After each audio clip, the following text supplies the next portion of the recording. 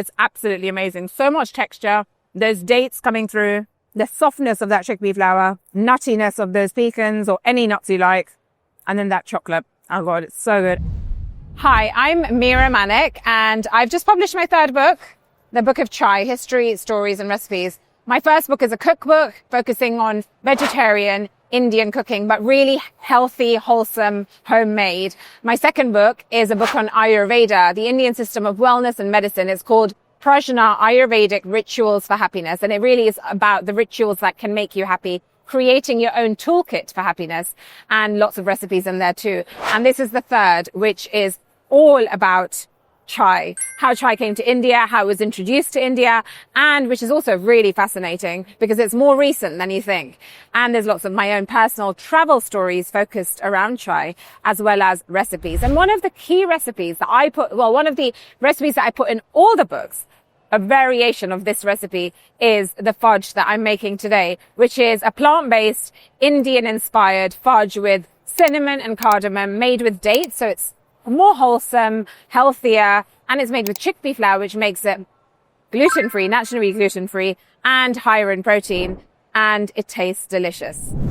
This time, I'm actually adding pecans and chocolate onto them, melted chocolate, and I'm going to put a little bit of oats in just to make it have additional texture, but also to make it more flapjacky. So, and you can make different variations of it. You can omit the oats if you like. You can add different nuts. You don't have to add nuts.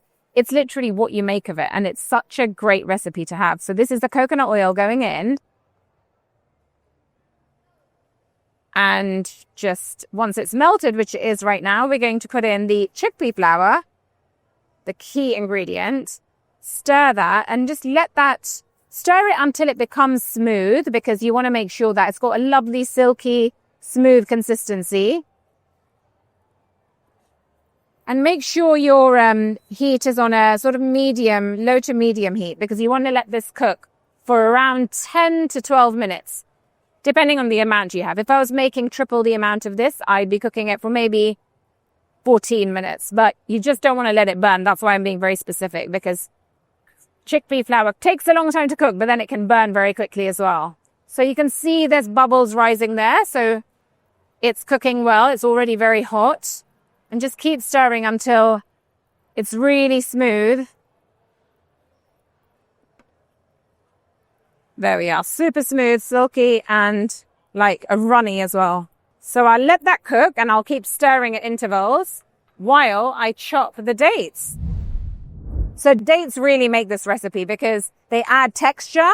They add lots of flavor and sweetness, of course. They make it healthier because dates are obviously a natural sweetness and contain more minerals, more iron, and they contain fiber, which makes this whole recipe even more nutritious. And you want to chop them up quite fine, quite small.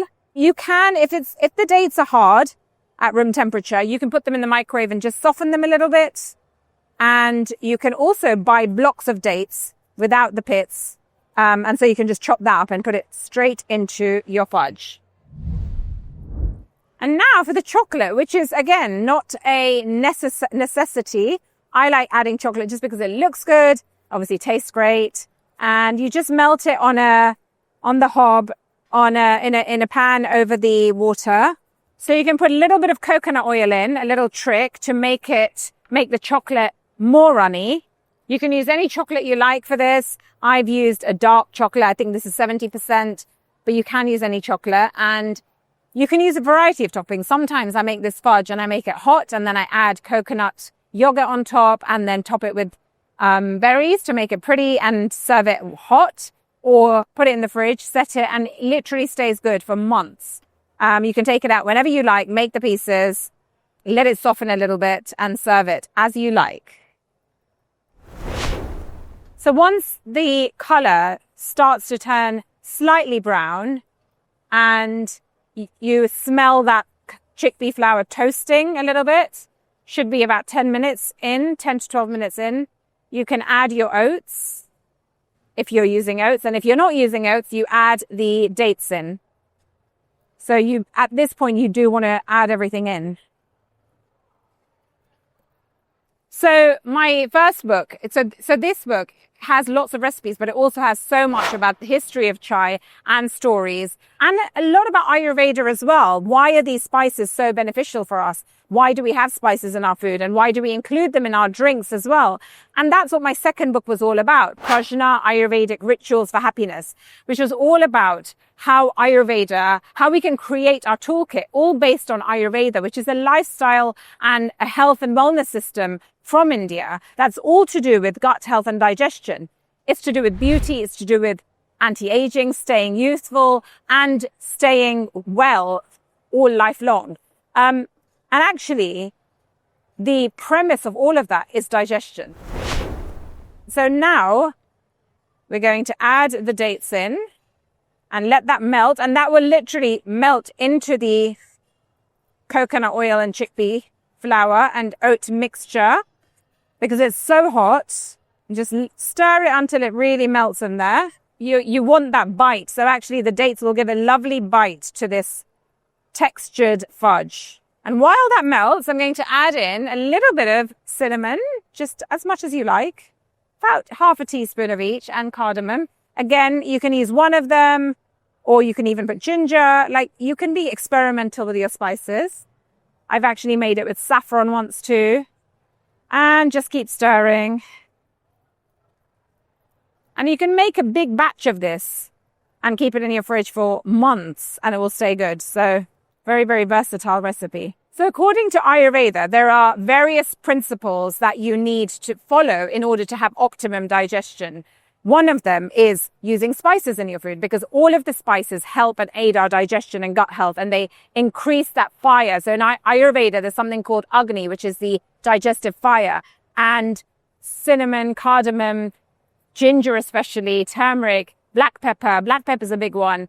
Nutmeg, clove, all these things, cumin, coriander seeds, all these spices, they help ignite that digestive fire, or the Agni. And that's one of the key principles in Ayurveda. But there are so many other principles. It's not just about what you eat. It's about how you eat, when you eat, leaving enough gaps between meals, not having too many snacks, not overloading your stomach, allowing for the digestive fire to actually rest and reignite so it's ready for the next meal. And also when you eat. So when you wake up, not eating immediately, allowing there to be a little bit of gap between when you wake up and when you eat, and doing some sort of movement to allow that digestive fire to wake up before you give it food. And then the other principle would be eating cooked foods rather than raw foods. Again, I would say it's follow the 80-20 rule. You don't have to do these things all the time, but if you can follow it more during the week, and then there's that one day, or there's those few times where you do eat late, or you do eat early, or you do eat more than you should, and you have lots of snacks, that's okay. But if you can follow this more, it will help your digestion. So this is now ready to be put into the baking tray, or if you're serving it hot, into your pots that you're serving it in. And in it goes. And then you just pat it down with the back of your spoon. And look, all the dates have pretty much melted. And where you see there are some whole dates, that's completely fine. You want to actually be able to bite into them as well. So now I'm going to chop some pecans to put on top of the chocolate to make it look more gourmet, and just to add a bit of crunch and nuttiness. There we are, roughly chop them. It doesn't really matter how they are.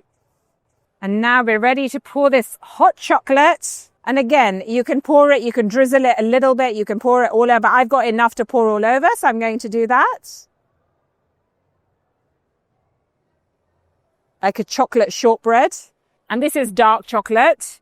But you can use any chocolate you like. I don't even need to smooth it out because there's so much of it. It's amazing. And then I'll just pour on all the pecans.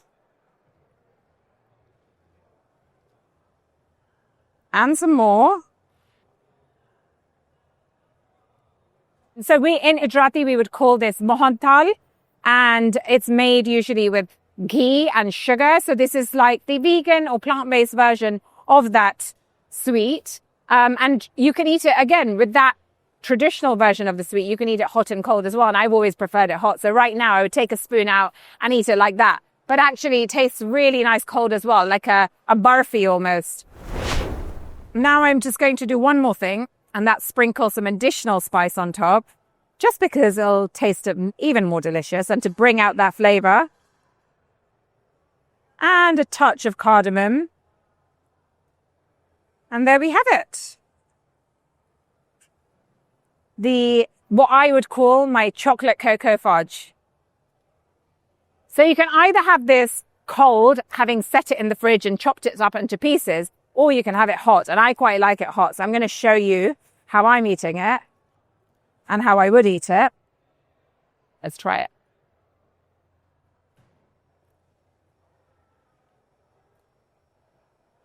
That is delicious. You've got to try this.